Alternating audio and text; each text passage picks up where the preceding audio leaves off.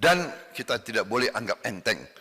Bagaimana membangun tentara yang unggul, bagaimana membangun polisi yang unggul, memang harus dari pendidikan.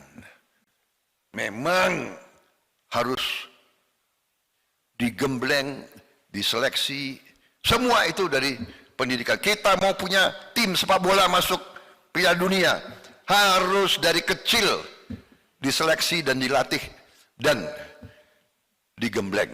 Ya. Karena itu ya saya sebentar lagi akan buka Akademi Sepak Bola. Ya, itu memang